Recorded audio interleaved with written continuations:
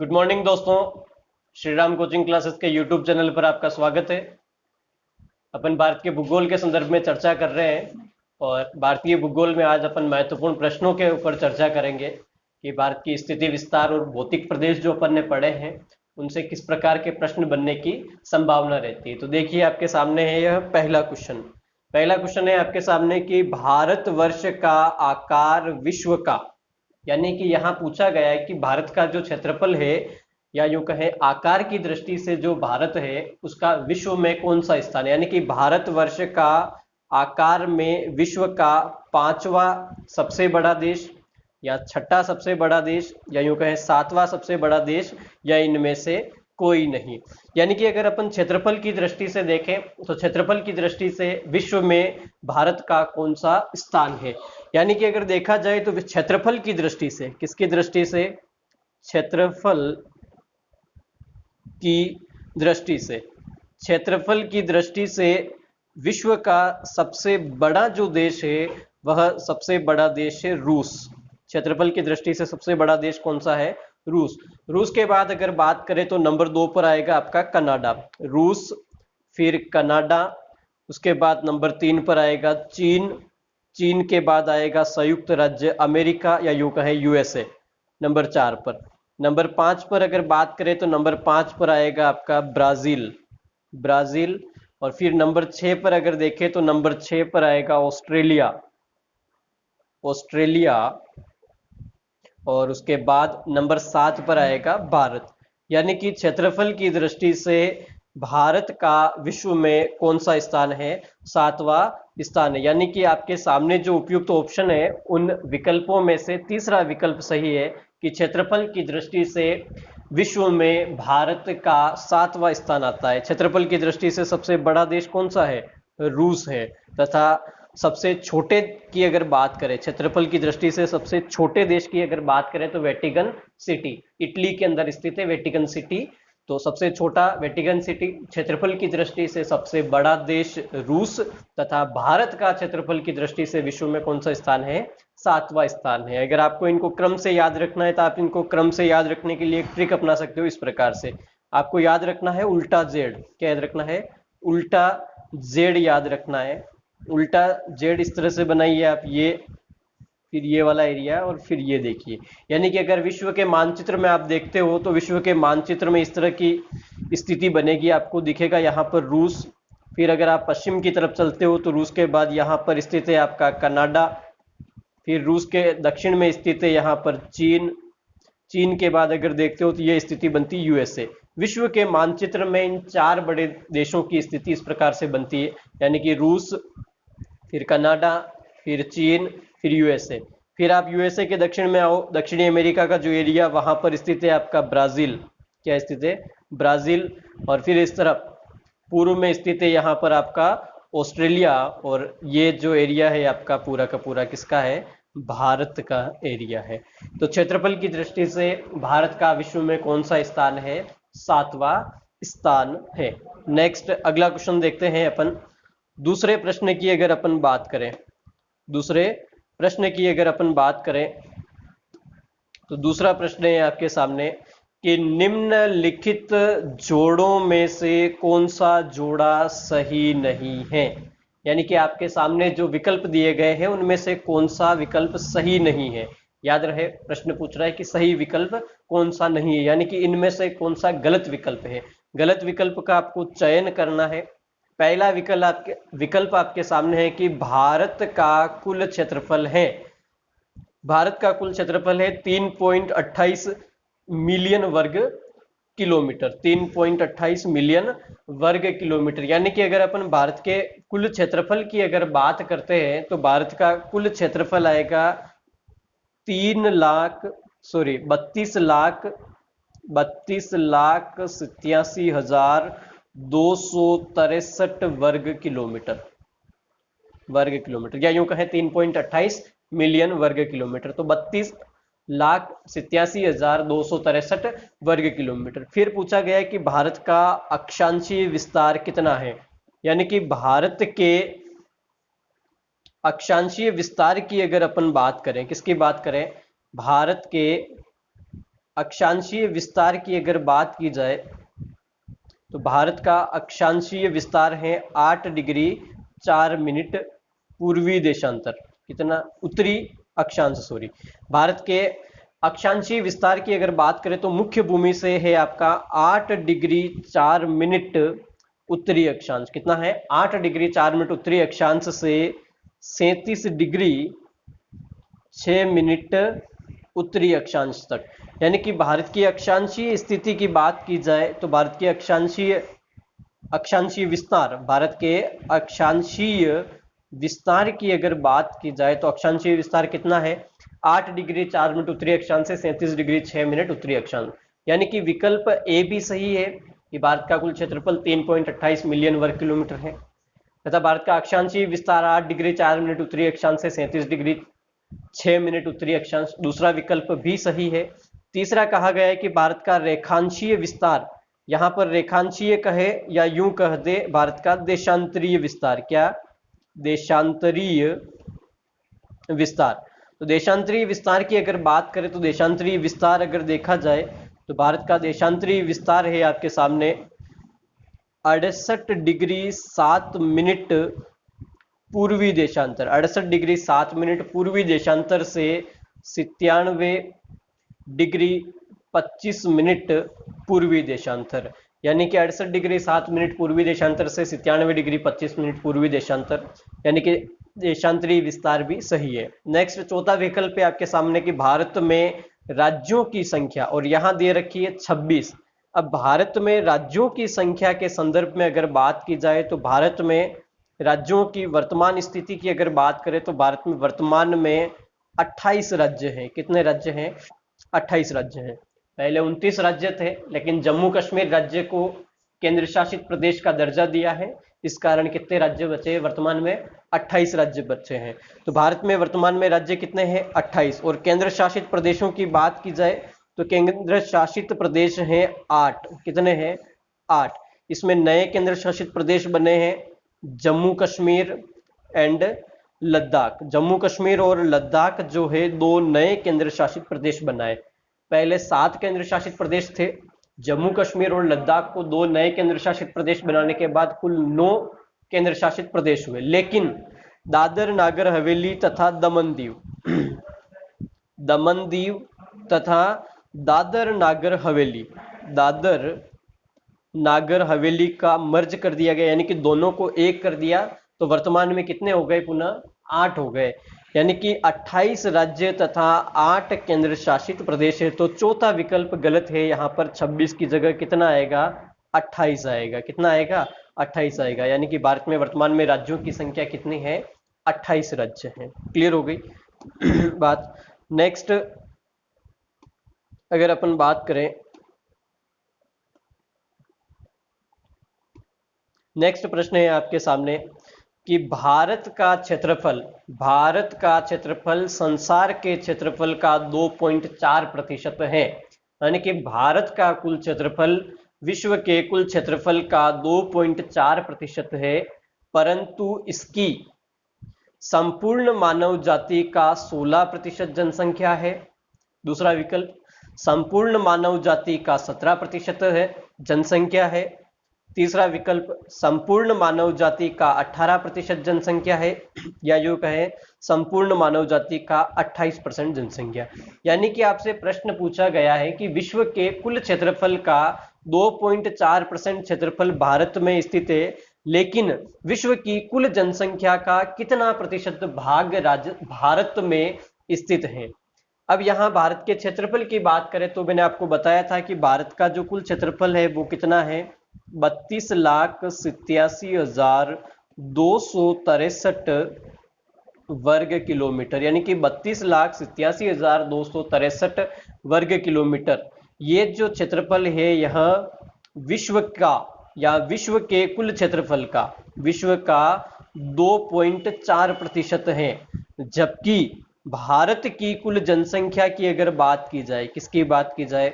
भारत की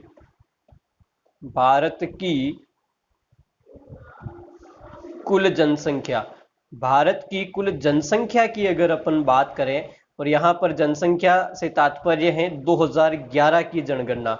2011 की जनगणना के अनुसार अपन बात कर रहे हैं। 2011 की जनगणना के अनुसार बात करें तो भारत की कुल जनसंख्या है 1,21,08,54,977। 1,21,08,54,977 भारत की 2011 के अनुसार कुल जनसंख्या है। इस कुल जनसंख्या की अगर बात करें तो यह जो कुल जनसंख्या है वह विश्व का यानी कि विश्व की कुल जनसंख्या का 17.4% भाग है। कितना है? 17.4% भाग है।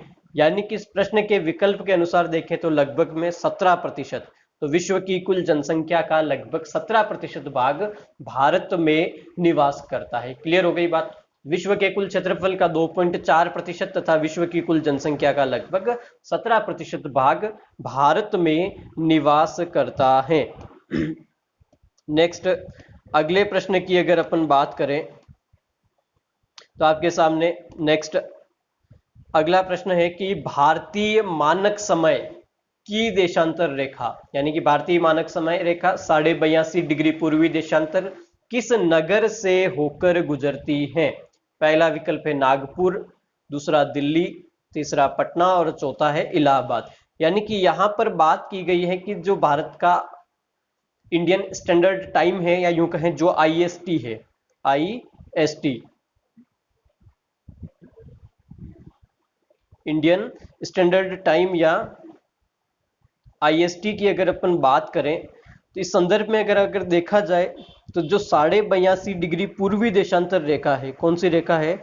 82.5 डिग्री पूर्वी देशांतर रेखा। 82.5 डिग्री पूर्वी देशांतर रेखा की अगर अपन बात करें तो इस 82.5 डिग्री पूर्वी देशांतर को इंडियन स्टैंडर्ड टाइम या भारतीय मानक समय रेखा कहा जाता है। और यहाँ भारतीय मानक समय रेखा जो है या यूं कहें 82.5 डिग्री पूर्वी देशांतर जो है प्रयाग राज्य के निकट नैनी गांव से गुजरती है। कहां से गुजरती है? नैनी, प्रयागराज के निकट या यूं कहें प्रयागराज के नैनी गांव के निकट से गुजरती है। यानी कि प्रयागराज के निकट नैनी से गुजरती है 82.5 डिग्री पूर्वी देशांतर रेखा। और इलाहाबाद जो है, इस इलाहाबाद का ही वर्तमान में नाम क्या है? प्रयागराज है। तो यहां पर दिए गए विकल्पों के अनुसार इलाहाबाद सही होगा। इलाहाबाद का वर्तमान में नया नाम क्या है? प्रयागराज। और प्रयागराज के निकट नैनी से गुजरती है 82.5 डिग्री पूर्वी देशांतर रेखा, जो भारत का एक मानक समय या मानक देशांतर है।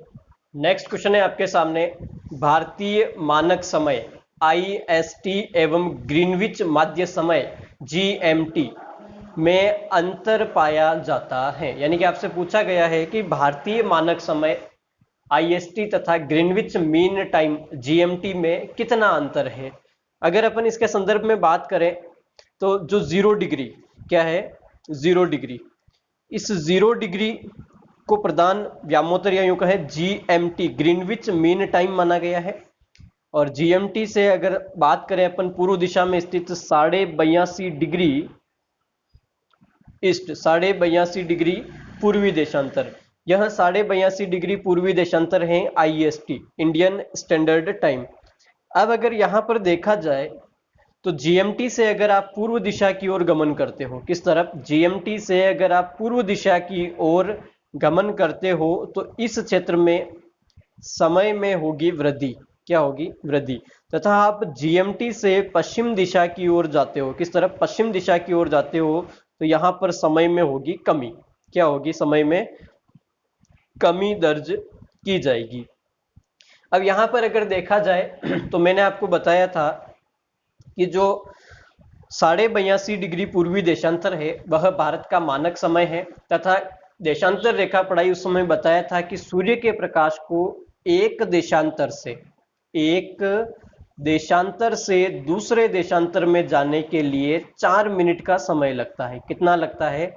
4 मिनट का समय लगता है। यानी कि एक देशांतर को पार करने में 4 मिनट का समय लगता है, तो आपको यहाँ पार करने हैं 82 या 82 हाफ देशांतर। मोटे तौर पर देखें तो आपको 82 देशांतर पार करने, यानी कि 0 डिग्री जीएमटी से आपको आईएसटी पर आने के लिए कितने देशांतर पार करने हैं? 82 देशांतर पार करने। और एक देशांतर को पार करने में कितना समय लगेगा? 4। तो 4 से मल्टीप्लाई कर दो, 4 दूनी 8 और 8 चौक 32, 328 मिनट कितने हो रहे हैं? 328 मिनट। और आप सभी को पता है कि 60 मिनट बराबर 1 घंटा होता है।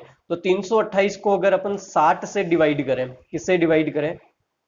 328 को अगर 60 से डिवाइड करते हैं अपन, तो मोटे तौर पर अगर देखा जाए तो 300 मिनट बराबर हो जाएंगे 5 घंटे। कितने हो जाएंगे?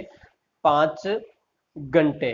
क्लियर हो गई ना बात? तो 300 मिनट बराबर 5 घंटे हो जाएंगे। आप इसको गुणा भाग करके निकाल लेना।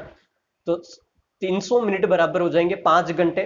फिर बच रहे हैं इधर 28 मिनट और उधर हाफ गिने तो वो 2 मिनट वो हाफ वाले बच रहे हैं। इस तरह से कुल मिलाकर के कितना हो जाएगा समय? 5.5 घंटे प्लस आएगा। कितना आएगा?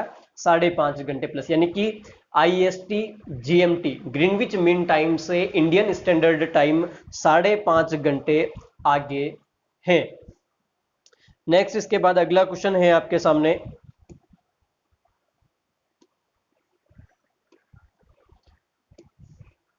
अगला क्वेश्चन है आपके सामने कि भारत के राज्यों का निम्नलिखित में से कौन सा एक युग्म सबसे पूर्वी और सबसे पश्चिमी राज्य को इंगित करता है? यानी कि आपसे पूछा गया है कि भारत के सबसे पूर्व में कौन सा राज्य स्थित है तथा भारत के सबसे पश्चिम में कौन सा राज्य स्थित है। अगर यहां पर देखा जाए तो ये वाला जो क्षेत्र है आपका, ये वाला क्षेत्र पड़ता है आपके अरुणाचल प्रदेश का। किसका पड़ता है? अरुणाचल प्रदेश। और ये वाला जो क्षेत्र है आपके सामने, ये पड़ता है आपका गुजरात का, गुजरात। और दिशा के संदर्भ में देखें तो ये है आपकी पूर्वी और ये है आपका पश्चिमी भाग। कौन सा भाग? पश्चिमी भाग। यानी कि यहां सबसे पहले पूछा है कि सबसे पूर्वी भाग, तो पूर्व में कौन सा राज्य है? अरुणाचल प्रदेश। तो 2 विकल्प में अरुणाचल प्रदेश दिया गया है, दूसरा और चौथा विकल्प। फिर पश्चिम में है आपका गुजरात। तो दूसरे विकल्प में राजस्थान दिया गया है, जबकि सबसे राजस्थान भी पश्चिम में, उत्तरी पश्चिमी भाग है, लेकिन सबसे पश्चिम में स्थित है कौन सा? गुजरात। तो उपयुक्त विकल्प में चौथा सबसे ज्यादा सही रहेगा कि भारत के सबसे पूर्व में अरुणाचल प्रदेश तथा सबसे पश्चिम में गुजरात राज्य स्थित है। नेक्स्ट अगर बात करें तो अगला क्वेश्चन है आपके सामने। अगला प्रश्न है कि भारत का सुदूर पश्चिमी बिंदु है, यानी कि यहां पूछा गया है कि भारत का पश्चिमी बिंदु कौन सा है। तो पश्चिमी बिंदु की बात करें तो पहला विकल्प है 68 डिग्री 7 मिनट पश्चिम गुजरात। जबकि भारत की अगर बात की जाए तो भारत देशांतर रेखा के संदर्भ में, किसके संदर्भ में? भारत देशांतर रेखा। किसकी बात कर रहे हैं अपन? देशांतर रेखा की। तो देशांतर रेखा के संदर्भ में भारत पूर्वी गोलार्ध में स्थित है। किस गोलार्ध में स्थित है? पूर्वी गोलार्ध में स्थित है। देशांतर रेखा के संदर्भ में अगर बात की जाए तो पूर्वी गोलार्ध में स्थित है। जबकि यहां पर बताया गया है कि 68 डिग्री 7 मिनट पश्चिमी देशांतर, यानी कि 68 डिग्री, ये 0 डिग्री अपन माने, ये पूर्वी भाग है और यह पश्चिमी भाग है। तो 68 डिग्री 7 मिनट अगर अपन चलते हैं पश्चिम में तो ये वाला एरिया आता है। तो यहां पर भारत पश्चिम में है नहीं, पूर्व में है, तो यह गलत हो गया आपका। फिर आया 68 डिग्री 7 मिनट पश्चिम राजस्थान में। तो राजस्थान 68 डिग्री 7 मिनट पश्चिम पर नहीं है। राजस्थान की देशांतरी स्थिति बनती है 69 डिग्री 30 मिनट पूर्व से 78 डिग्री 17 मिनट पूर्वी देशांतर। ये देशांतरी स्थिति बनती है राजस्थान की। किसकी बनती है? राजस्थान की। तो यह भी गलत हो गया। फिर आता है 68 डिग्री 7 मिनट पूर्व गुजरात में। अगर यह विकल्प अगर देखें अपन तो यहां पर आपके सामने आता है 68 डिग्री 7 मिनट ईस्ट, यानी कि यहां से अगर आप 0 डिग्री से अगर गिनते हो तो 68 डिग्री 7 मिनट पूर्वी देशांतर पर गुजरात राज्य स्थित है। यानी कि तीसरा विकल्प आपका सही है। भारत का सुदूर पश्चिमी बिंदु 68 डिग्री 7 मिनट पूर्व गुजरात राज्य स्थित है। नेक्स्ट अगले प्रश्न की ओर अपन चलते हैं। प्रश्न है आपके सामने कि भारत का वह कौन सा स्थान है जहां बंगाल की खाड़ी, अरब सागर एवं हिंद महासागर तीनों मिलते हैं। प्रश्न है आपका, पहला विकल्प है कन्याकुमारी, दूसरा इंदिरा पॉइंट, तीसरा नागरकोइल और चौथा है रामेश्वरम। अगर बात की जाए भारत की स्थलाकृति के संदर्भ में तो ये प्रायद्वीपीय भारत है। यहां पर आपके सामने स्थिति बनती है बंगाल की खाड़ी, ये वाला एरिया बनता है आपके सामने अरब सागर, बंगाल की खाड़ी और अरब सागर, और इस तरफ ये श्रीलंका और फिर अंत में क्या है, हिंद महासागर। और यहां पर बात करें तो मुख्य भूमिका भारत का दक्षिणी बिंदु, मुख्य भूमि के साथ दक्षिणी बिंदु है ये वाला क्षेत्र आपका कन्याकुमारी। कौन सा है, कन्याकुमारी। यानी कि कन्याकुमारी एक ऐसा क्षेत्र है जहां पर अरब सागर, बंगाल की खाड़ी तथा हिंद महासागर तीनों का मिलन होता है। तो उपयुक्त विकल्प होगा कन्याकुमारी। कन्याकुमारी एक ऐसा क्षेत्र है जहां पर बंगाल की खाड़ी, अरब सागर तथा हिंद महासागर तीनों का मिलन होता है। नेक्स्ट अगला विकल्प प्रश्न है आपके सामने कि भारत तथा पाकिस्तान के बीच सीमा निर्धारित की गई है। पहला विकल्प है डूरंड रेखा, डूरंड रेखा, दूसरा है मैकमोहन रेखा, तीसरा मैगिनोट रेखा और चौथा है रेड क्लिफ रेखा। यानी कि भारत तथा पाकिस्तान के मध्य सीमा निर्धारण की बात कही गई है। तो यहां डूरंड रेखा की अगर बात की जाए तो डूरंड रेखा बनाती है अफगानिस्तान तथा भारत के मध्य सीमा रेखा, तथा अफगानिस्तान तथा पाकिस्तान के मध्य सीमा रेखा। मैकमोहन की बात की जाए तो मैकमोहन बनाती है चीन तथा भारत के मध्य सीमा रेखा, तथा और रेड क्लिफ की अगर बात करें तो रेड क्लिफ रेखा बनाती है भारत और पाकिस्तान के साथ सीमा रेखा। भारत और पाकिस्तान के मध्य जो सीमा है, इस सीमा रेखा का नाम क्या है, रेड क्लिफ रेखा। यानी कि सही विकल्प कौन सा है, डी। रेड क्लिफ रेखा की बात की जाए तो रेड क्लिफ रेखा का निर्धारण 1947 में ब्रिटेन के द्वारा किया गया तथा यह एक अध्यारोपित सीमा का उदाहरण है। अध्यारोपित यानी कि ब्रिटेन द्वारा भारत के ऊपर थोपी गई है, अध्यारोपित सीमा का उदाहरण है। नेक्स्ट अगले विकल्प की ओर, प्रश्न की ओर बढ़ते हैं अपन। नेक्स्ट अगला प्रश्न है आपके सामने कि भारत और चीन की उत्तरी पूर्वी सीमा का सीमांकन कौन सी सीमा रेखा करती है। तो भारत तथा चीन की उत्तरी पूर्वी सीमा की यहां पर बात की गई है, भारत तथा चीन की। यहां पर ये चीन की स्थिति बनती है आपके सामने, और ये उत्तर का भाग और ये वाला जो पार्ट है आपका, ये कौन सा है, उत्तरी पूर्वी क्षेत्र। तो उत्तरी पूर्वी सीमा की बात की गई है कि भारत और चीन के मध्य उत्तरी पूर्वी सीमा का सीमांकन कौन सी रेखा करती है। तो पहली है आपके सामने डूरंड रेखा, अभी बताया था, रेड क्लिफ रेखा भारत पाकिस्तान, और मैकमोहन रेखा। मैकमोहन रेखा की अगर बात की जाए तो इसका निर्धारण सन 1913-14 में किया गया था, तथा मैकमोहन रेखा भारत और चीन के मध्य उत्तरी पूर्वी सीमा का निर्धारण करती है। नेक्स्ट अगला क्वेश्चन है आपके सामने, किसके द्वारा भारत श्रीलंका से अलग होता है। यानी कि यहां प्रश्न पूछा गया है कि भारत और श्रीलंका को अलग कौन करता है। स्वेज नहर, पाक जलडमरू मध्य, खंबात की खाड़ी या कच्छ की खाड़ी। तो भारत और श्रीलंका के संदर्भ में अगर अपन बात करें तो भारत और श्रीलंका के मध्य देखा जाए, यहां पर स्थित है आपके सामने पाक जलडमरू। क्या है, पाक स्ट्रिट या पाक जल संधि, या यूं कहें पाक जल डमरू मध्य। पाक जल डमरू मध्य जो है वह भारत और श्रीलंका के मध्य स्थित हैं। तो यह सही आंसर है आपके सामने। नेक्स्ट, अगले प्रश्न की अगर बात करें तो अगला प्रश्न है कि भारतीय उपमहाद्वीप मूलतः एक विशाल भूखंड का भाग था जिसे कहते हैं। यानी कि यहाँ कहा गया है कि जो भारत का उपमहाद्वीप या भारतीय उपमहाद्वीप में भारत, नेपाल, बांग्लादेश, म्यांमार, पाकिस्तान, ये पूरा का पूरा क्षेत्र आता है। ये पूरा का पूरा जो क्षेत्र है वह गोंडवाना लैंड का भाग है। किसका भाग है? गोंडवाना लैंड का भाग है। आपको मैंने बताया था कि पृथ्वी के निर्माण के समय संपूर्ण भूभाग एक विशाल स्थलखंड के रूप में था। इस विशाल स्थलखंड के चारों ओर अथाह समुद्र था। इस समुद्र को नाम दिया गया था क्या? पैंथा लासा। और जो स्थलखंड था, इस स्थलखंड को नाम दिया गया था क्या? पेंजिया। क्या नाम दिया? पेंजिया।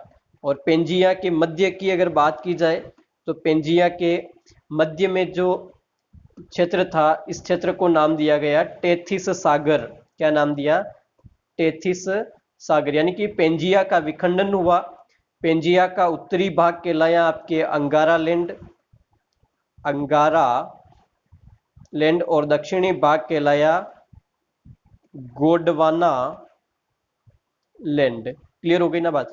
यानी कि पृथ्वी के आरंभिक काल या निर्माण के समय पृथ्वी एक विशाल स्थलखंड के रूप में विद्यमान थी जिसे पेंजिया नाम दिया। पेंजिया के चारों ओर व्याप्त जलराशि को पेंथालासा कहा गया। टेक्टोनिक बल के कारण पेंजिया का विखंडन हुआ। पेंजिया का उत्तरी भाग अंगारा लैंड तथा दक्षिणी भाग गोंडवाना लैंड कहलाया। अंगारा लैंड और गोंडवाना लैंड के मध्य जो जलराशि थी उसे टेथिस सागर नाम दिया। फिर पुनः देखा जाए तो इस गोंडवाना लैंड के विखंडन की बात करें तो गोंडवाना लैंड के विखंडन के कारण दक्षिणी अमेरिका का निर्माण हुआ। दक्षिणी अमेरिका के बाद अगर देखा जाए तो अफ्रीका के बाद अगर देखा जाए तो प्राय द्वीपीय भारत, और फिर अगर बात करें अपन तो ऑस्ट्रेलिया, ये जो सारा का सारा क्षेत्र है यानी कि दक्षिणी अमेरिका, अफ्रीका, प्रायद्वीपीय भारत और ऑस्ट्रेलिया जो है वह गोंडवाना लैंड के अवशेष है। यानी कि भारतीय उपमहाद्वीप गोंडवाना लैंड का अवशेष है। तो सही विकल्प क्या होगा? गोंडवाना लैंड। क्लियर हो गई बात? नेक्स्ट क्वेश्चन है आपके सामने। नेक्स्ट क्वेश्चन की अगर बात करें तो उत्तराखंड के किस भाग में पाताल तोड़ कुएं पाए जाते हैं? क्या पूछा गया? उत्तराखंड के किस भाग में पाताल तोड़ कुएं पाए जाते हैं? तो पाताल तोड़ कुएं की अगर बात करें तो भाबर के संदर्भ में देखें तो हिमालय के गिरिपाद में स्थित कंकड़ पत्थर युक्त क्षेत्र है। क्या है यह? कंकड़ पत्थर युक्त क्षेत्र है। तराई प्रदेश की बात करें तो यह एक दलदली क्षेत्र है। ठीक है। शिवालिक पहाड़ियों की बात करें तो यह बाह्य हिमालय का उदाहरण है। क्या है? बाह्य या आउटर हिमालय का उदाहरण या क्षेत्र है। अब पाताल तोड़ कुएं की अगर बात करें तो पाताल तोड़ कुएं पहले तो होते क्या हैं? पाताल तोड़ कुएं के संदर्भ में अगर देखा जाए तो ऐसे जल स्रोत, पाताल तोड़ कुएं की बात करें तो ऐसे जल स्रोत यानी कि वे जल स्रोत जिनका निर्माण, जिनकी खुदाई मानव के द्वारा की जाती है। यानी कि मानव के द्वारा, किसके द्वारा? मानव या मनुष्य के द्वारा खोदे गए कुएं, मनुष्य के द्वारा जो कुएं खोदे गए, इन जल स्रोतों का एक समय के बाद धरातल के समकक्ष, किसके समकक्ष? धरातल के स्तर तक भराना तथा धरातल के स्तर तक बहना। यानी कि पाताल तोड़ कुएं एक ऐसा प्राकृतिक जल स्रोत है, या यूं कहें एक ऐसा जल स्रोत है जिसकी खुदाई मानव के द्वारा की जाती है। खुदाई करने के बाद इन कुओं का जल स्तर धरातल के समकक्ष या धरातल के ऊपर बहने लग जाते हैं, धरातल के ऊपर गहराई में काफी होते हैं, लेकिन इनका जलस्तर कहां तक पहुंच जाता है, धरातल तक पहुंच जाता है। तो ऐसे पाताल तोड़ कुएं पाए जाएंगे तराई के मैदान में। कहाँ पाए जाते हैं, तराई में। उत्तराखंड राज्य में जो तराई क्षेत्र है, उस तराई क्षेत्र में पाताल तोड़ कुएं पाए जाते हैं। नेक्स्ट, अगले प्रश्न की अगर बात करें अपन, तो अगला प्रश्न है आपके सामने, यदि हिमालय पर्वत श्रेणियां नहीं होती तो भारत पर सर्वाधिक संभाव्य भौगोलिक प्रभाव क्या होता। यानी कि यहां बताया गया है कि जो उत्तर में विशाल हिमालय है, इस उत्तर में स्थित इस विशाल हिमालय को अगर हटा दिया जाए, यानी कि अगर हिमालय पर्वत नहीं होता तो भारत की भौगोलिक स्थिति या भारत की जो वर्तमान में स्थिति है उसके ऊपर क्या प्रभाव पड़ता। तो पहला विकल्प है आपके सामने कि देश के अधिकांश भाग में साइबेरिया से आने वाली शीत लहरों का अनुभव होता। बिल्कुल सही बात है। अगर हिमालय पर्वत को हटा दिया जाए तो रूस के साइबेरिया से जो ठंडी पवनें चलेगी, यानी कि जो उत्तरी पूर्वी पवनें चलेगी, उन उत्तरी पूर्वी पवनों के द्वारा भीषण ठंड या भीषण शीत लहर का अनुभव होगा, या यूं कहें बहुत ही उत्तर भारत में भयंकर सर्दी पड़ेगी। फिर कहा गया है कि सिंधु गंगा मैदान इतनी सुविस्तृत जलोढ़ मृदा से वंचित होता। बिल्कुल सही बात है। अगर हिमालय पर्वत नहीं होता तो सिंधु तथा गंगा नदियां हिमालय पर्वत का कटाव नहीं करती, कटाव नहीं करती तो हिमोडो का यह निक्षेपण भी नहीं करती, यानी कि सीधी बह के चली जाती। सिंधु और गंगा के मैदान में जो जलोढ़ मृदा का निक्षेपण हुआ है वह हिमालय पर्वत के कटाव के कारण ही हुआ या उसके अपर्दन के कारण ही हुआ है। यह भी सही विकल्प है।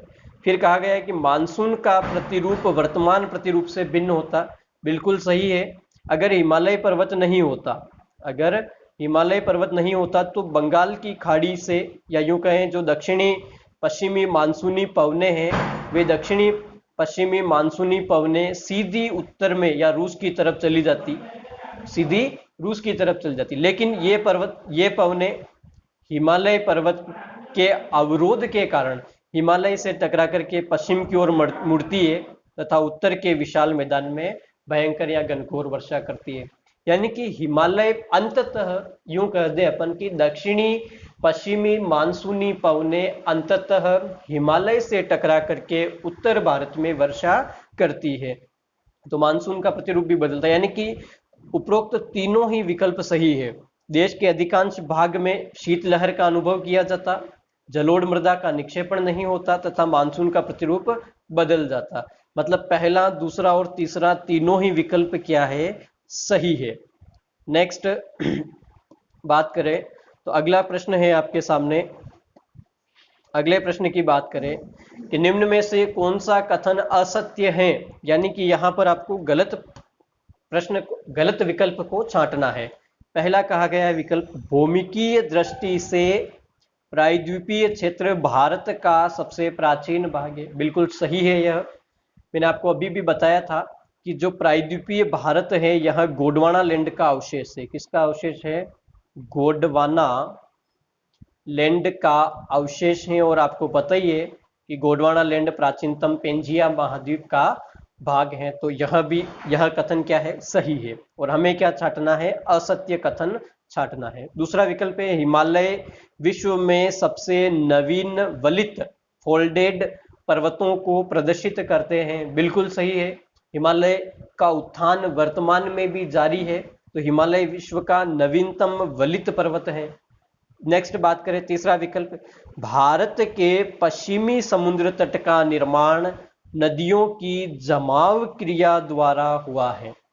ठीक है ना। ये तीसरा विकल्प जो है इसको यहां होल्ड करते हैं। चौथा विकल्प देखो कि भारत में गोंडवाना शिलाओं में कोयले का बृहत्तम भंडार है।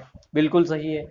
गोंडवाना लैंड का जो क्षेत्र है उन शिलाओं में कोयले का बृहद भंडार है। जैसे राजस्थान देख लो, छोटा नागपुर का पठार देख लो, गोदावरी का डेल्टाई क्षेत्र देखो, इस क्षेत्र में कोयले के विस्तृत भंडार है। और भारत में अधिकांश कोयले के जो भंडार हैं वह गोंडवाना लैंड या गोंडवाना काल के हैं।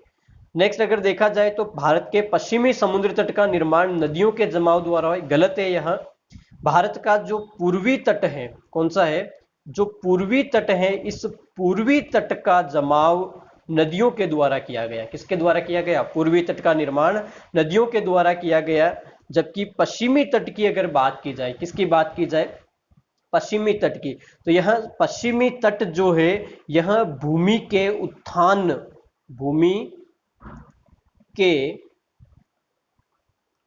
उत्थान एवं निर्गमन, भूमि के उत्थान एवं निर्गमन से हुआ है। यानी कि बात की जाए पश्चिमी तट की, तो पश्चिमी तट का यूं कहें अरब सागरी जो प्लेट थी और जो प्रायद्वीपीय भारत की जो प्लेट थी, उस प्लेट में उत्थान तथा निर्गमन के कारण हुआ है। तो यहां पर असत्य कथन सी है कि पश्चिमी तट का निर्माण भूमि के उत्थान तथा निर्गमन से हुआ है, जबकि पूर्वी तट का निर्माण नदियों के जमाव के कारण हुआ है। क्लियर हुई बात? नेक्स्ट अगले प्रश्न की ओर अपन बढ़ते हैं और आपके सामने अगला प्रश्न है कि निम्न वक्तव्यों पर विचार कर सही उत्तर का चयन कीजिए। करेक्ट विकल्प आपको चुनना है, जिसमें आपके सामने कथन ए है कि हिमालय से निकलने वाली नदियां सतत वाहिनी या यूं कहें सदा वाहिनी है, वर्ष भर बहने वाली है। यह कथन है। कारण है आपके सामने कि हिमालयी नदियों का उद्गम स्रोत हिमानियों में स्थित है, यानी कि ग्लेशियर हिमखंड में हिमालयी नदियों का उद्गम स्रोत या उद्गम स्थल है। देखा जाए पहला विकल्प तो कथन ए गलत है और आर सही है। कथन ए गलत है, यह गलत है। कथन ए बिल्कुल सही है कि हिमालयी नदियां सदावाहिनी है। कथन बी की बात करें, ऑप्शन बी की बात करें, ए और आर दोनों सही है। बिल्कुल ए भी सही है और आर भी सही है। सदावाहिनी है तथा उद्गम स्रोत ग्लेशियर है। आर ए की पुष्टि करता है, बिल्कुल सही है कि हिमालय की नदियां, हिमालय से निकलने वाली नदियां सदावाहिनी नदियां हैं, जिसका उद्गम स्रोत हिमानी या ग्लेशियर है। वापिस रिपीट करता हूं कि हिमालय से निकलने वाली नदियां सदावाहिनी नदियां हैं, क्योंकि हिमालयी नदियों का उद्गम ग्लेशियर है। हिमालयी नदियों का उद्गम ग्लेशियर है या हिमखंड है, इस कारण ये नदियां सदावाहिनी है। यानी कि कथन और कारण के जब प्रश्न आते हैं तो आपको इससे दो प्रकार के प्रश्न करने। एक तो क्यों देखिए कैसे, हिमालय से निकलने वाली नदियां सदावाहिनी है क्योंकि प्रश्न क्या किया आपने पहले विकल्प से कि हिमालय से निकलने वाली नदियां सदावाहिनी है। क्यों है? क्योंकि इसका उद्गम ग्लेशियर से होता है। ग्लेशियर से होता है, इस कारण ये क्या है? सदावाहिनी है। तो क्योंकि और इस कारण, इन दोनों प्रश्नों का उत्तर इन दोनों विकल्पों से मिल रहा है। इस कारण अपन कह सकते हैं कि ए और बी दोनों सही है तथा आर ए की सही व्याख्या करता है, तो बी विकल्प सही होगा। बात समझ में आई है ना? वापस रिपीट करता हूं, हिमालय से निकलने वाली नदियां सदावाहिनी नदियां हैं, क्योंकि इन नदियों का उद्गम स्रोत ग्लेशियर या हिमखंड है, इस कारण ये नदियां सदावाहिनी है। क्लियर हो गई बात?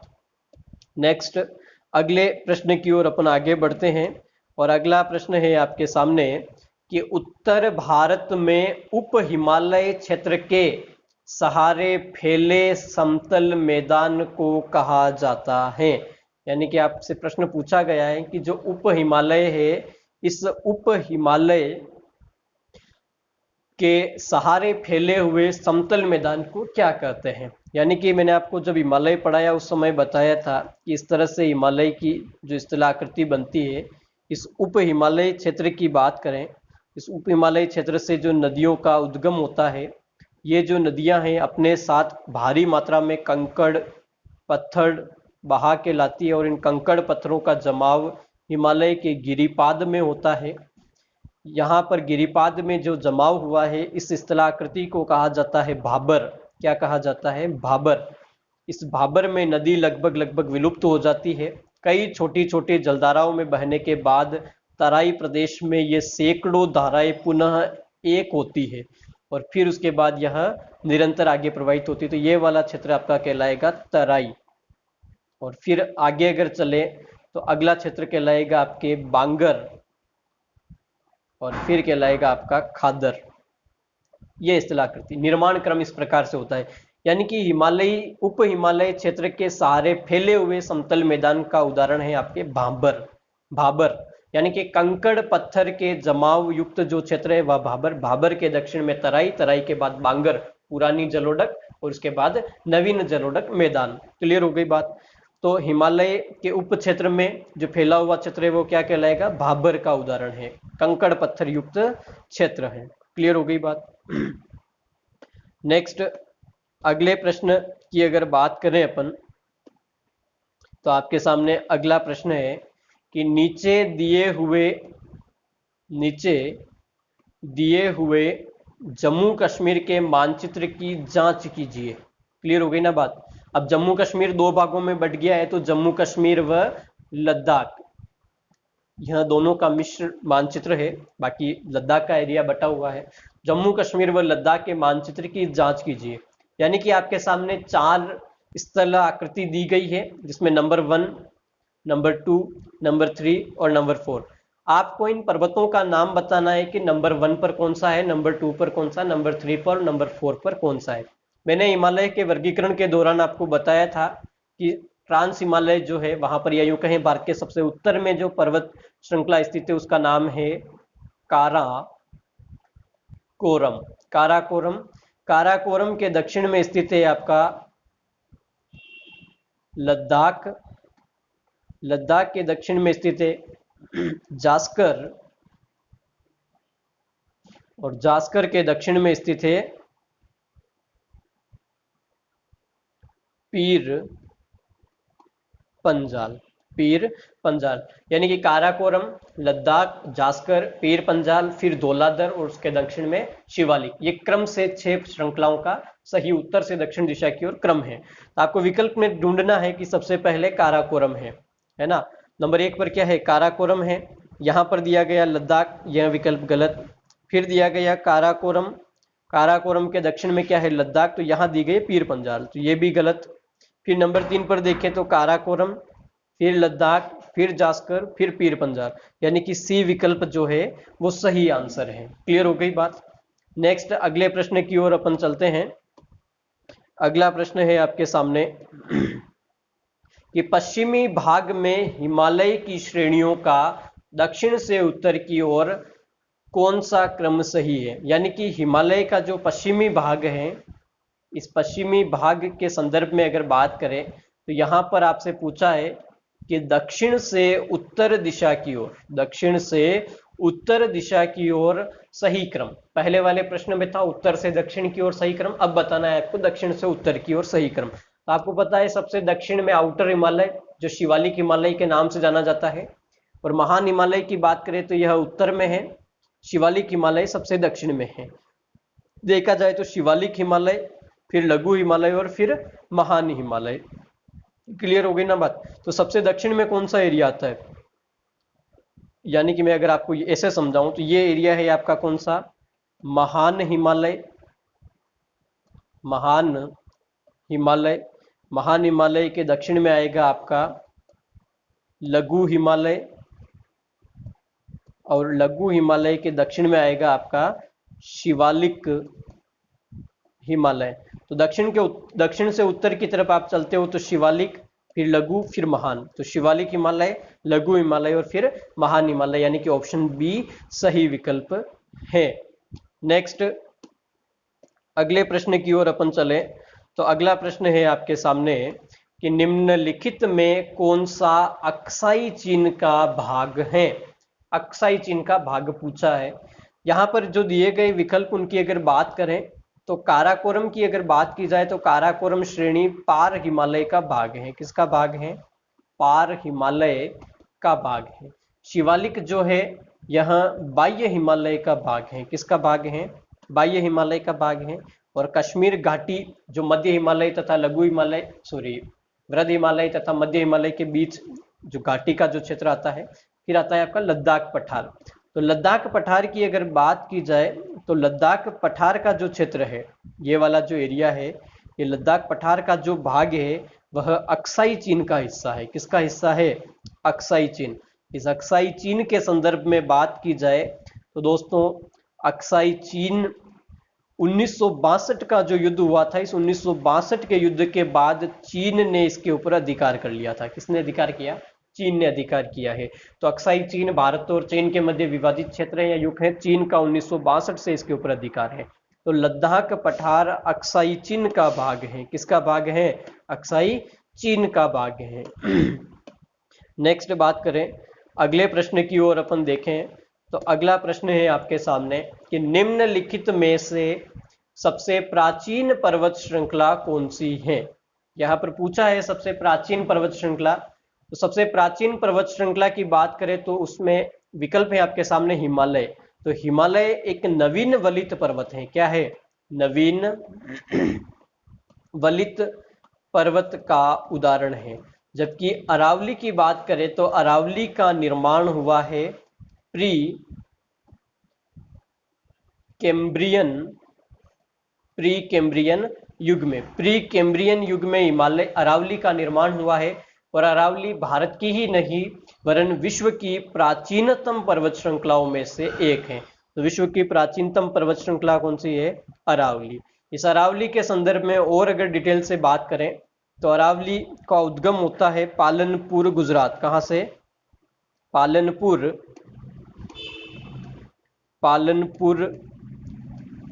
गुजरात। पालनपुर गुजरात से Raisina hills new Delhi, Raisina hills Delhi तक, यानी कि पालनपुर गुजरात से लेकर के रायसीना हिल्स तक अरावली पर्वत स्थित है, जिसकी कुल लंबाई लगभग 692 किलोमीटर है। राजस्थान की बात करें तो खेड़ा ब्रह्म सिरोही से लेकर के खेतड़ी झुंझुनू तक राजस्थान में यह फैली है। और राजस्थान में इसकी औसत लंबाई लगभग 550 किलोमीटर है, जो इसकी कुल लंबाई का लगभग 80% भाग आता है। तो अरावली पर्वत की सबसे ऊंची पर्वत चोटी सिरोही में स्थित है और वो है कौन सी? गुरु शिखर 1722 मीटर। कितनी है? 1722 मीटर है। नेक्स्ट बात करें अगले क्वेश्चन की ओर, तो आपके सामने अगला प्रश्न है कि निम्न में से कौन सा रेजिड्यूल पर्वत का उदाहरण है? रेजिड्यूल पर्वत से तात्पर्य है अवशिष्ट पर्वत। कौन सा? कैसा? अवशिष्ट पर्वत। तो अवशिष्ट पर्वत की अगर बात करें अपन, यहां पर आपके सामने पहला विकल्प है हिमालय। तो हिमालय एक वलित पर्वत है। कैसा है? वलित पर्वत है। नेक्स्ट किलिमंजारो की अगर बात की जाए तो किलिमंजारो एक ज्वालामुखी पर्वत है और किलिमंजारो स्थित है तंजानिया में। कहाँ स्थित है? तंजानिया में स्थित है। और तंजानिया अफ्रीका महाद्वीप का भाग है। किसका भाग है? अफ्रीका का उच्चतम शिखरों में से एक है किलिमंजारो। तंजानिया अफ्रीका में आता है। फिर एटना की अगर बात करें तो एटना स्थित है सीसली द्वीप, और ये सीसली द्वीप है इटली में। कहाँ स्थित है? इटली में। सीसली द्वीप है इटली में। तो ये भी एक ज्वालामुखी पर्वत है। अरावली की बात की जाए तो अरावली एक अवशिष्ट पर्वत का उदाहरण है। अरावली क्या है? एक अवशिष्ट पर्वत का उदाहरण है। तो सही कौन सा हुआ? अरावली। नेक्स्ट अगला प्रश्न है आपके सामने कि दक्षिण भारत की सबसे ऊंची चोटी है। क्या पूछा है? कि दक्षिण भारत की सबसे ऊंची पर्वत चोटी है। तो दक्षिण भारत की सबसे ऊंची पर्वत चोटी की बात करें तो पहला विकल्प है अनाईमुड़ी। क्या है? अनाईमुड़ी, और यही सही विकल्प है। अनाईमुड़ी की बात की जाए तो अनाईमुड़ी की औसत ऊंचाई है 2695 मीटर, 2695 मीटर। और अनाईमुड़ी स्थित है पश्चिमी घाट पर्वत में। अनाईमुड़ी कहाँ स्थित है? पश्चिमी घाट पर्वत में। और पश्चिमी घाट पर्वत की बात करें तो यहाँ पर स्थित है एक क्षेत्र, एक जिला है केरल राज्य का, जिसका नाम है इडुक्की।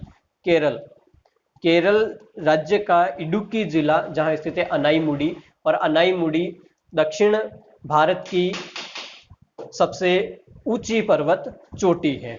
नेक्स्ट दोदा बेटा की अगर बात करें अपन, तो दोदा बेटा की औसत ऊंचाई है 2695, सॉरी, दोदा बेटा की औसत ऊंचाई है 2637 मीटर।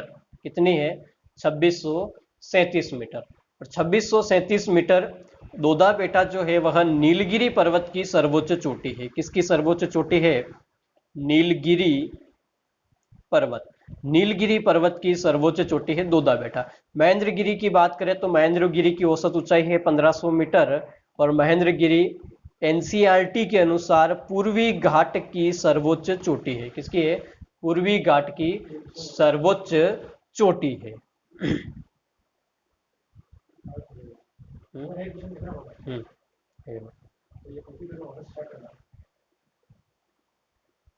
रोक दूं? स्टॉप करूं? नेक्स्ट प्रश्न है आपके सामने, दक्षिण भारत की सबसे ऊंची चोटी है। दक्षिण भारत की सबसे ऊंची चोटी। दक्षिण भारत की सबसे ऊंची चोटी की बात की जाए तो आपके सामने पहला विकल्प है अनाईमुड़ी। अनाईमुड़ी की अगर अपन बात करें तो अनाईमुड़ी की औसत ऊंचाई है 2695, 2695 और अनाईमुड़ी स्थित है केरल राज्य के इडुक्की, केरल राज्य के इडुक्की जिले में। किस राज्य के? केरल राज्य के इडुक्की जिले में स्थित है अनाईमुड़ी, जो पश्चिमी घाट, पश्चिमी घाट या यूं कहें दक्षिण भारत की, दक्षिण भारत की सर्वोच्च, सर्वोच्च पर्वत चोटी है। सर्वोच्च पर्वत चोटी, यानी कि दक्षिण भारत की सबसे ऊंची पर्वत चोटी कौन सी है? अनाईमुड़ी है, जो केरल राज्य के इडुक्की जिले में स्थित है, जो पश्चिमी घाट या दक्षिण भारत की सबसे ऊंची पर्वत चोटी 2695 मीटर। दोदा बेटा की अगर बात की जाए तो दोदा बेटा की औसत ऊंचाई है 2637, 2637 मीटर। और दोदा बेटा स्थित है नीलगिरी पर्वत पर। किस पर स्थित है? नीलगिरी पर्वत, ब्लू माउंटेन भी कहते हैं। यह नीलगिरी पर्वत की सर्वोच्च पर्वत चोटी है। किसकी? नीलगिरी पर्वत की सर्वोच्च पर्वत चोटी है। नेक्स्ट अगर महेंद्रगिरी की अगर अपन बात करें तो महेंद्रगिरी एनसीईआरटी के अनुसार पूर्वी घाट की सर्वोच्च चोटी है। किसकी? पूर्वी घाट की सर्वोच्च चोटी है, पूर्वी घाट की सर्वोच्च पर्वत चोटी है। इसकी औसत ऊंचाई है 1500 मीटर। ओडिशा राज्य में स्थित है। किस राज्य में स्थित है? ओडिशा राज्य में। फिर बचा है अमरकंटक। अमरकंटक की बात करें तो विंध्याचल रेंज मध्य प्रदेश में स्थित है। और यहां से अमरकंटक का जो एरिया है, यहां से नर्मदा नदी, नर्मदा तथा सोन नदी का उद्गम होता है। नर्मदा तथा सोन नदी का उद्गम स्थल है अमरकंटक, मध्य प्रदेश विंध्याचल रेंज में स्थित है। तो इस प्रश्न का सही उत्तर है अनाईमुडी, 2695 मीटर, इडुक्की जिला, केरल राज्य। नेक्स्ट अगले प्रश्न की अगर अपन बात करें तो अगला प्रश्न है आपके सामने, नर्मदा एवं ताप्ती नदियों के मध्य स्थित है। नर्मदा एवं ताप्ती नदी के मध्य स्थित है। यानी कि मैंने आपको बताया था, जब अपन ने प्रायद्वीपीय भारत पढ़ा उस समय मैंने आपको बताया था कि मध्य भारत में दो पर्वत तथा दो नदियों का उत्तर से दक्षिण की ओर सही क्रम। तो मैंने आपको सबसे पहले बताया था ये विंध्याचल रेंज, विंध्याचल, और विंध्याचल के दक्षिण में अगर बात करें अपन तो विंध्याचल के दक्षिण में जो नदी है वो है नर्मदा। नर्मदा के दक्षिण में अगर बात करें तो नर्मदा के दक्षिण में स्थित है आपके सतपुड़ा पर्वत। और सतपुड़ा पर्वत के दक्षिण में अगर चलें अपन तो सतपुड़ा के दक्षिण में स्थित है आपके ताप्ती नदी। कौन सी नदी? ताप्ती नदी। ताप्ती नदी के उत्तर में जो पर्वत स्थित है उसका क्या नाम है?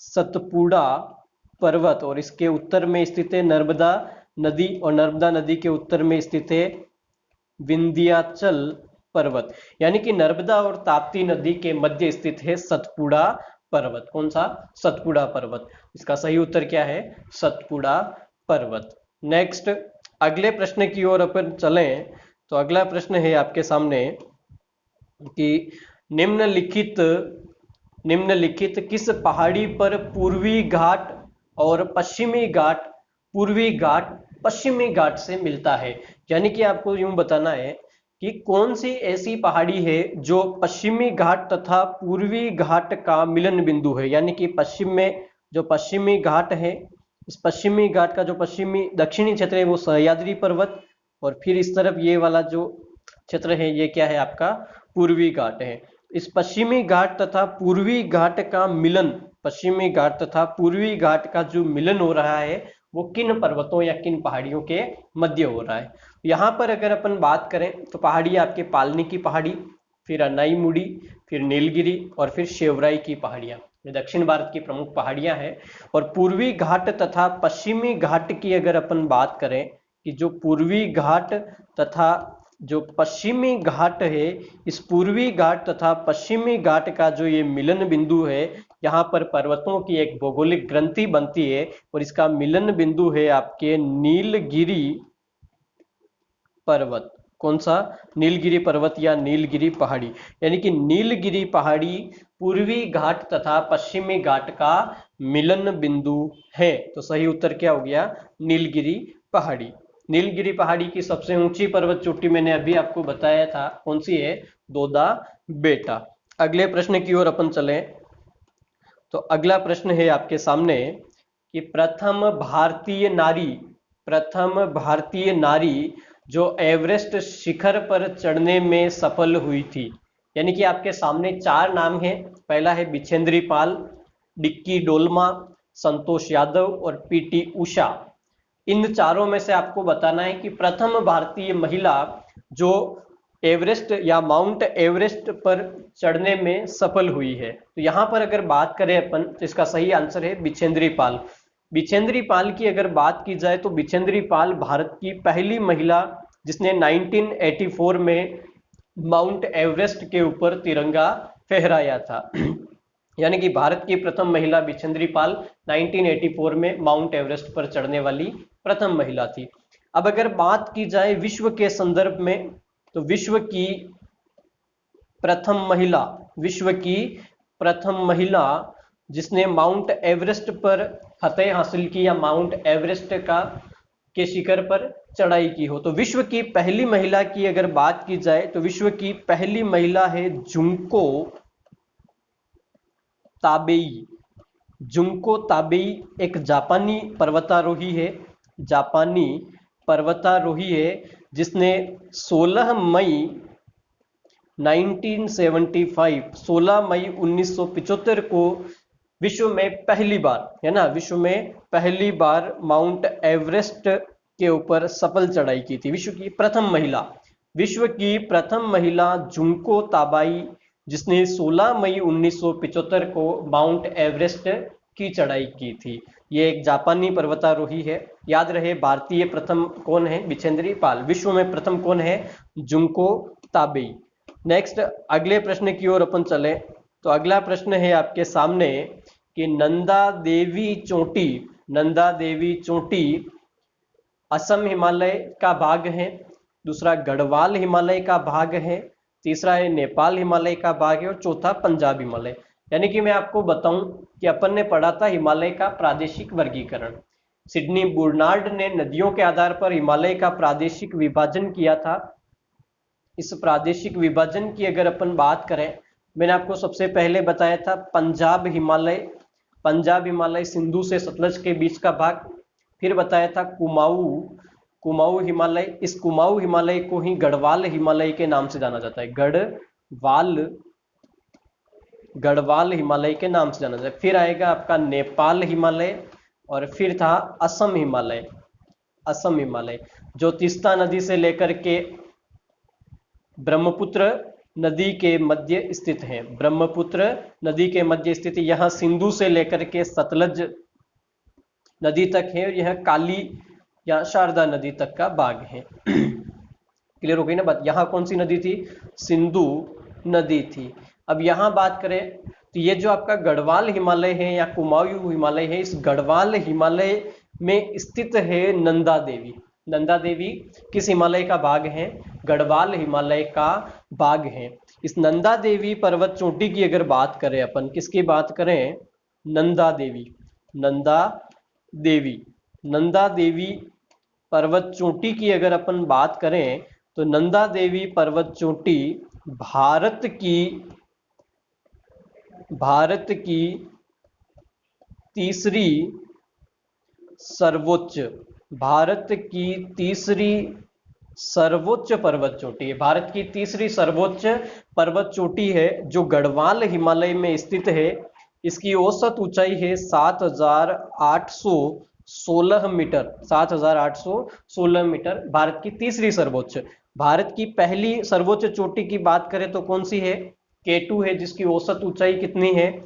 8,611 मीटर। ट्रांस हिमालय में स्थित है केटू। नंबर 2 पर बात करें तो नंबर 2 पर है आपकी कंचनजंगा। कंचनजंगा जो सिक्किम में स्थित है, इसकी औसत ऊंचाई है 8,598 मीटर। यानी कि भारत की तीसरी सबसे ऊंची पर्वत चोटी कौन सी है? नंदा देवी, गढ़वाल हिमालय में स्थित है। यह गढ़वाल हिमालय की सर्वोच्च चोटी है। भारत की सबसे ऊंची केटू, हिमालय रेंज में सबसे ऊंची कंचनजंगा, और फिर नंदा देवी तीसरी सबसे ऊंची। और विश्व की सबसे ऊंची पर्वत चोटी आपको पता ही है, माउंट एवरेस्ट है। तो नंदा देवी किस हिमालय में स्थित है? गढ़वाल हिमालय में स्थित है। नेक्स्ट अगला प्रश्न है आपके सामने कि कुल्लू घाटी जिन पर्वत श्रेणी के बीच अवस्थित है वह है। कुल्लू घाटी किन पर्वत श्रेणियों के मध्य स्थित है? आपको बताना है। कुल्लू घाटी की अगर बात करें तो पहला ऑप्शन है आपके सामने धौलाधर तथा पीर पंजाल। यानी कि बात की जाए तो सबसे उत्तर में आपके आता है काराकोरम। काराकोरम के दक्षिण में लद्दाख, लद्दाख के दक्षिण में जास्कर,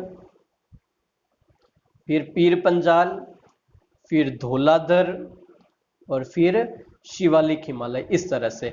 तो पीर पंजाल और धौलाधर का जो क्षेत्र है, इसके बीच में जो घाटी है वह कहलाएगी कुल्लू घाटी। यानी कि जो कुल्लू घाटी है वह कुल्लू घाटी कहाँ स्थित है? पीर पंजाल तथा धौलाधर के मध्य। यानी कि ए ऑप्शन सही होगा। धौलाधर तथा पीर पंजाल के मध्य कुल्लू घाटी स्थित है।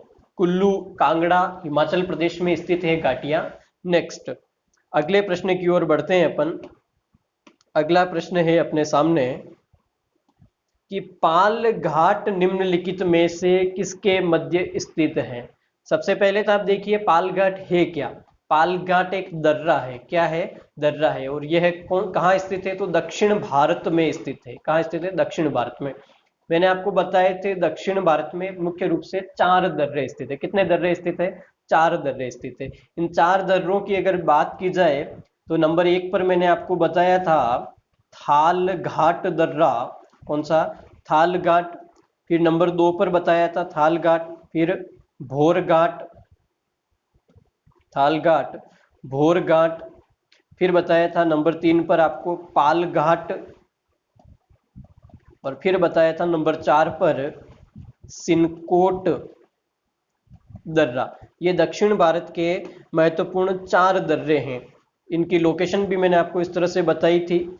यह मुंबई, और मुंबई से अगर आपको नासिक और पूना जाना है, कहाँ जाना है? नासिक और पूना। अगर आपको मुंबई से नासिक जाना है, कहाँ जाना है? मुंबई से नासिक जाना है तो आपको मार्ग उपलब्ध करवाएगा थालघाट दर्रा। फिर मुंबई से अगर आपको पुणे जाना है, कहाँ जाना है?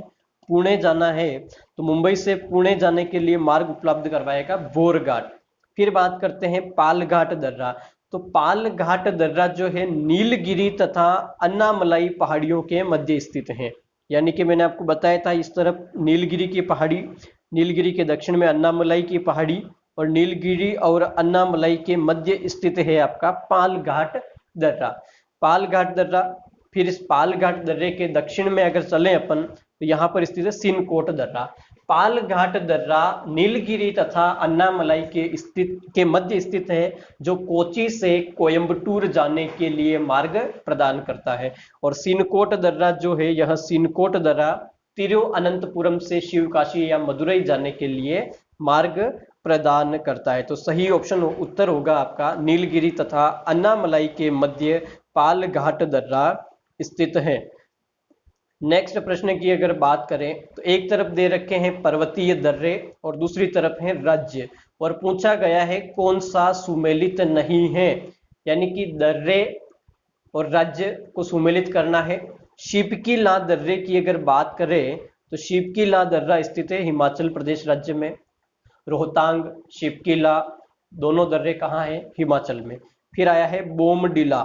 बोमडिला दर्रा स्थित है अरुणाचल प्रदेश में। कहाँ स्थित है? अरुणाचल प्रदेश में। फिर आया है नाथुला दर्रा। तो नाथुला दर्रा स्थित है सिक्किम राज्य में। किस राज्य में स्थित है? सिक्किम। जेलपल्ला तथा नाथुला दर्रा कहाँ है? सिक्किम में। मेघालय यहाँ पर गलत है। फिर जोजिला दर्रा जम्मू कश्मीर राज्य में स्थित है। तो यहाँ पर नाथुला सिक्किम राज्य में आएगा, मेघालय में नहीं। नेक्स्ट अगर बात करें अगले प्रश्न की ओर चलें अपन, तो अगला प्रश्न है आपके सामने कि अरावली एवं विंध्यन श्रृंखलाओं के मध्य कौन सा पठार स्थित है? अरावली एवं विंध्य श्रृंखलाओं के मध्य कौन सा पठार स्थित है? पहला ऑप्शन मालवा का पठार, दूसरा छोटा नागपुर, तीसरा दक्कन, चौथा प्रायद्वीपीय पठार। यानी कि बात करें अपन तो प्रायद्वीपीय पठार का ही भाग है मालवा, छोटा नागपुर और दक्कन का पठार। यहाँ पर स्थिति देखा जाए तो ये क्षेत्र है आपका अरावली पर्वत का। कौन सा? अरावली पर्वत। और मध्यवर्ती भाग में स्थित है यहाँ पर ये पहाड़ियां, ये है आपका विंध्याचल पर्वत। कौन सा? विंध्यन पहाड़ियां। फिर देखा जाए तो ये वाला जो क्षेत्र है आपका ये आएगा आपके छोटा नागपुर का पठार, छोटा नागपुर का पठार। और ये वाला जो क्षेत्र है आपका वो आएगा आपके दक्कन का पठार, दक्कन का पठार। यानी कि अपना प्रश्न था अरावली और विंध्यन के मध्य की बात की जाए, ये मध्य का भाग आएगा आपके मालवा का पठार, मालवा का पठार। क्लियर हो गई ना बात? मतलब सीधा सा है, अरावली और विंध्यन के मध्य कौन सा पठार है? मालवा का पठार स्थित है। नेक्स्ट बात करें अगले प्रश्न की, तो अगला प्रश्न है आपके सामने कि तमिलनाडु व आंध्र प्रदेश के तट का नाम क्या है? यहाँ पर तटों का नाम पूछा है। तटों के नाम के आधार पर अगर अपन देखें तो जो हुगली नदी है, इस हुगली नदी से लेकर के स्वर्णरेखा नदी के क्षेत्र की बात करें तो यहाँ पर स्थित है आपका बोंगा तट, बोंगा तट। फिर चिल्का झील तक के क्षेत्र की बात करें तो उड़ीसा राज्य में स्थित है आपका उत्कल तट, उत्कल तट। इसके दक्षिण में स्थित है आंध्र प्रदेश और उड़ीसा का भाग जिसे कहते हैं उत्तरी सरकार का तट, उत्तरी सरकार का तट, उत्तरी सरकार का तट। और इसके बाद अगर अपन दक्षिण में चलते हैं तो ये जो तमिलनाडु तथा आंध्र प्रदेश का ये वाला जो पार्ट है, ये वाला क्षेत्र आपका कहलाएगा कोरोमंडल तट। क्या कहलाएगा? कोरोमंडल तट। और इस तरफ अगर अपन चलें पश्चिमी घाट की तरफ तो केरल राज्य का ये वाला जो भाग है ये कहलाएगा आपका मालाबार तट। क्या कहलाएगा? मालाबार तट। और ये इसके उत्तर में फिर कोंकण तट, फिर कन्नड़ तट, ये वाला जो पार्ट आ जाएगा इस तरफ कोंकण, कन्नड़ और सौराष्ट्र का एरिया है। तो मालाबार तट केरल में आएगा। और कोरोमंडल तट की बात करें तो लौटते हुए मानसून से वर्षा या यूं कहें शीतकालीन वर्षा होती है, यहाँ पर शीतकालीन वर्षा वाला क्षेत्र है। तो कोरोमंडल तट स्थित है तमिलनाडु, तमिलनाडु तथा आंध्र प्रदेश राज्य में। क्लियर हो गई ना बात? तो कौन सा तट आएगा? कोरोमंडल तट आएगा। नेक्स्ट अगले प्रश्न की ओर चलते हैं अपन। अगला प्रश्न है आपके सामने कि अंडमान और निकोबार द्वीप समूह का सर्वोच्च शिखर पल्याण शिखर, जिसे सैंडल पीक कहते हैं, स्थित है। यानी कि आपको बताना है कि अंडमान निकोबार द्वीप समूह का सर्वोच्च शिखर सैंडल पीक कहाँ स्थित है? पहला है वृहत निकोबार, दूसरा ऑप्शन है मध्य अंडमान, तीसरा लघु अंडमान और चौथा उत्तरी अंडमान। मैंने आपको पिछली क्लास में बताया था कि अंडमान निकोबार द्वीप समूह को 3 भागों में विभाजित किया, उत्तरी अंडमान, मध्य अंडमान, दक्षिणी अंडमान, फिर कार निकोबार, फिर ग्रेट निकोबार। तो उत्तरी अंडमान में स्थित है सैंडल पीक। कहां पर स्थित है? उत्तरी अंडमान में स्थित है सैंडल पीक जो अंडमान निकोबार द्वीप समूह की सर्वोच्च पर्वत चोटी है, औसत ऊंचाई 732 मीटर, यानी कि सैंडल पीक कहाँ स्थित है? उत्तरी अंडमान में स्थित है। नेक्स्ट अगले प्रश्न की ओर चलते हैं अपन। अगला प्रश्न है आपके सामने कि 10 डिग्री चैनल पृथक करता है, यानी कि 10 डिग्री उत्तरी अक्षांश किसे अलग करता है? तो बात करें अपन अंडमान और निकोबार द्वीप समूह की। किसकी बात करें? अंडमान और निकोबार द्वीप समूह की। तो अंडमान निकोबार द्वीप समूह के मध्य स्थित है आपका 10 डिग्री उत्तरी अक्षांश या 10 degree channel.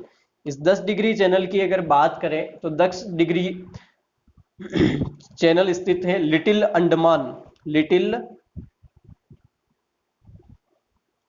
Andaman, little Andaman कहो या यूं कहो लघु अंडमान या यूं कहो छोटा अंडमान। तो लिटिल अंडमान तथा car Nicobar, car Nicobar, little Andaman तथा कार निकोबार की मध्य स्थित है 10 डिग्री चैनल, यानी कि अंडमान तथा निकोबार को अलग करता है 10 डिग्री उत्तरी अक्षांश, 10 डिग्री उत्तरी अक्षांश। नेक्स्ट अगला प्रश्न है आपके सामने कि श्री हरिकोटा द्वीप अब स्थित है। श्री हरिकोटा द्वीप कहाँ स्थित है? तो श्री हरिकोटा द्वीप की अगर अपन बात करें, किसकी बात करें? श्री हरिकोटा द्वीप की अगर बात करें तो श्री हरिकोटा द्वीप, पहला ऑप्शन है चिल्का झील, दूसरा ऑप्शन है महानदी का मुहाना, तीसरा है पुलिकट झील, चौथा है गोदावरी का मुहाना। तो श्री हरिकोटा द्वीप की अगर अपन बात करें तो श्री हरिकोटा द्वीप स्थित है पुलिकट झील के समीप। श्री हरिकोटा द्वीप कहाँ है? पुलिकट झील के समीप। यह स्थित है आंध्र प्रदेश राज्य में। किस राज्य में स्थित है? आंध्र प्रदेश राज्य में। आंध्र प्रदेश राज्य में स्थित है पुलिकट झील के समय। इस श्री हरिकोटा द्वीप की बात करें तो श्री हरिकोटा द्वीप पर सतीश धवन अंतरिक्ष अनुसंधान केंद्र स्थित है। क्या स्थित है? सतीश धवन अंतरिक्ष अनुसंधान केंद्र। तथा यहां से उपग्रह प्रक्षेपित किए जाते हैं या उपग्रह प्रक्षेपण केंद्र स्थित है। बात समझ में आई? तो श्री हरिकोटा द्वीप की अगर बात की जाए तो ये जो आपकी पुलिकट झील है आंध्र प्रदेश राज्य में, इस पुलिकट द्वीप झील के समीप स्थित है श्री हरिकोटा द्वीप। आंध्र प्रदेश राज्य, पुलिकट झील, सतीश धवन अंतरिक्ष अनुसंधान केंद्र तथा उपग्रह प्रक्षेपण केंद्र है। नेक्स्ट अगले प्रश्न की अगर अपन बात करें तो अगला प्रश्न है आपके सामने कि राम सेतु शुरू होता है, यानी कि राम सेतु प्रारंभ होता है। पहले तो आपको देखना है कि राम सेतु है कहाँ, किन देशों के मध्य स्थित है, कहाँ पर है। तो राम सेतु की अगर अपन बात करें, किसकी बात करें? राम सेतु।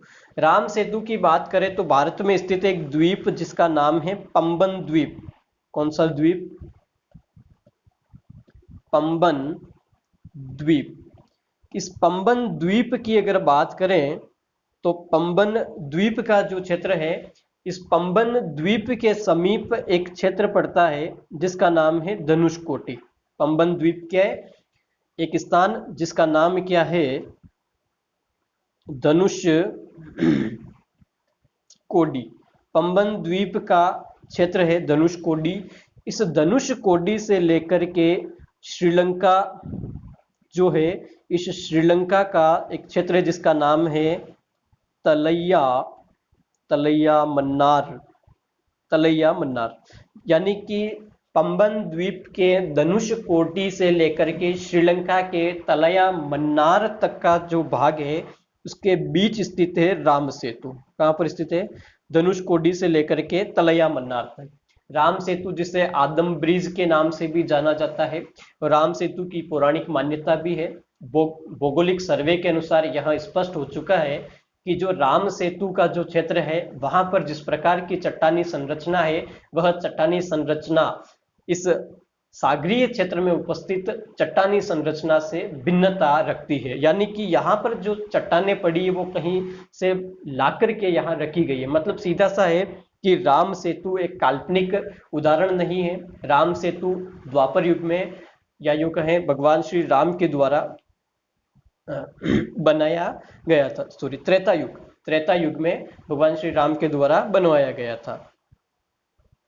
नेक्स्ट अगर बात करें तो राम सेतु की शुरुआत कहां से होती है? धनुषकोडी से होती है। तो धनुषकोडी से लेकर के कहां तक है? तलैया मन्नार।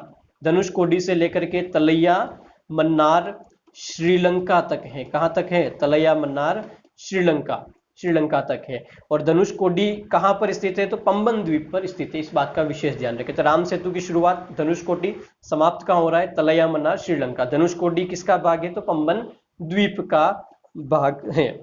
क्लियर हुई बात? नेक्स्ट अगले प्रश्न की ओर अपन बढ़ते हैं।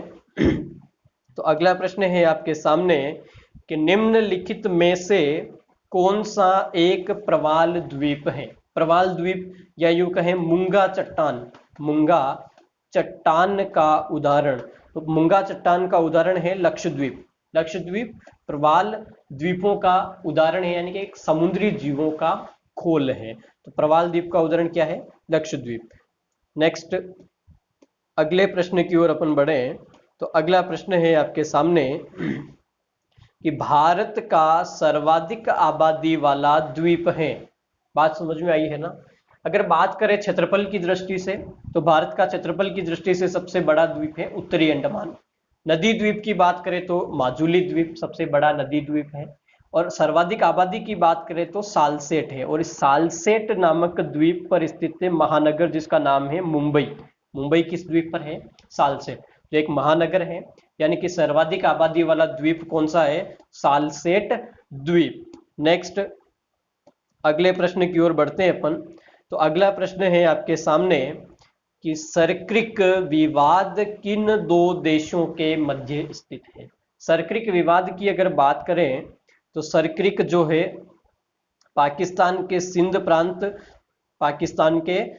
प्रांत तथा भारत में जो कच्छ की खाड़ी है, इस कच्छ की खाड़ी के समीप स्थित है। यहां पर स्थित है सर्क्रिक।